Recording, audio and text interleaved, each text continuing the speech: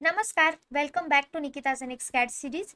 So आज आपण engineering drawing and graphic मधला इम्पॉर्टंट टॉपिक शिकणार आहोत, तो म्हणजे टाइप्स ऑफ लाईन.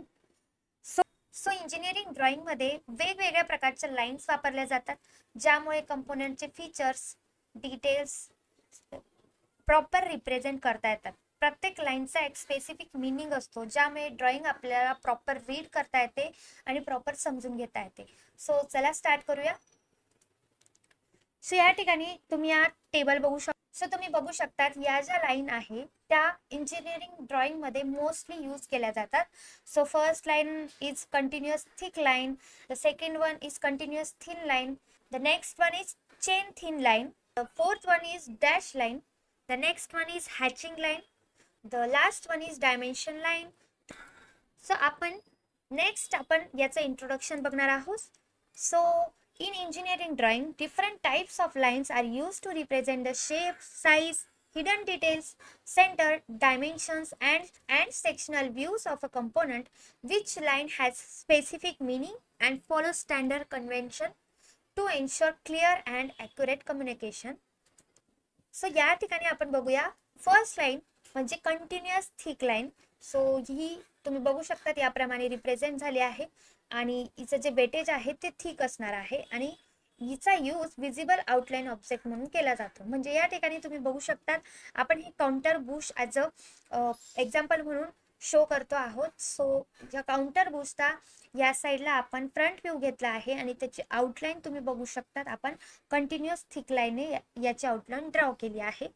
सो यासाठी म्हणजे ऑब्जेक्टची जी आउटलाईन आहे ती दाखवण्यासाठी या लाईनचा यूज केला जातो. The next one is continuous thin line.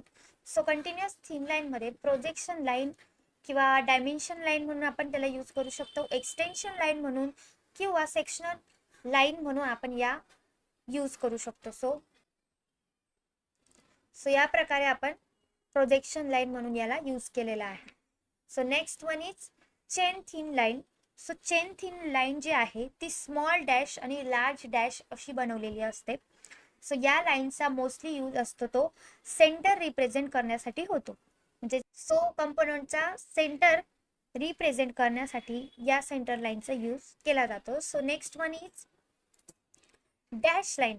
So dash line means hidden line. जो पार्ट आपला हाईड असतो किंवा इनविजिबल असतो तो शो करण्यासाठी हिडन लाईनचा यूज होतो. सो या प्रकारे तुम्ही बघू शकता आपले जी बुश आहे त्याचा मधला जो बोर आहे त्याचा पार्ट शो करण्यासाठी आपण इथे हिडन लाईन यूज केली.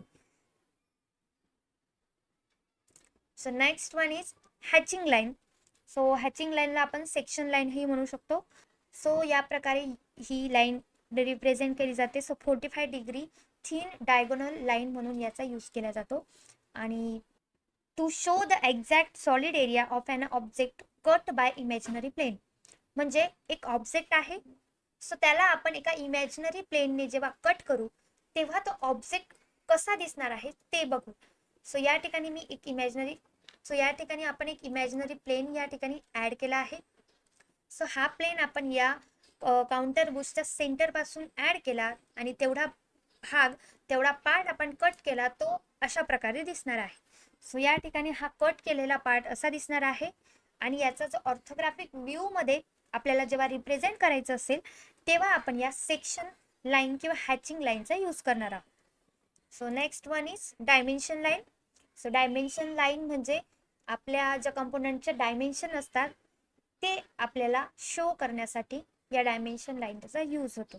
सो ह्या लाईन मध्ये तुम्ही बघू शकता एक लाईन आहे आणि त्याला दोघं साईडने ॲरो आहे.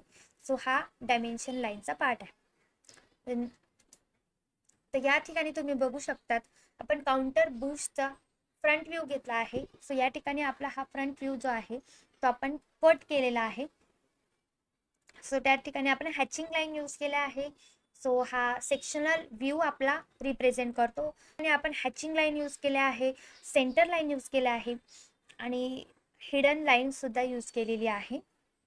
सो या सगळ्या लाईन्स मोस्टली इंजिनिअरिंग ड्रॉइंग या सब्जेक्टमध्ये यूज केल्या जातात आणि त्याचा मिनिंग या प्रकारे असतो ज्यामुळे आपल्याला ड्रॉ करायला, रीड करायला आणि अंडरस्टँड करायला खूप सोपं जातं. सो आय होप तुम्हाला हा इंजिनिअरिंग ड्रॉइंगमधला इम्पॉर्टंट टॉपिक नक्की आवडला असेल. व्हिडिओ आवडल्यास लाईक करा, शेअर करा आणि निकिता जेनेक्स कॅड सिरीजला फॉलो नक्की करा. थँक्यू.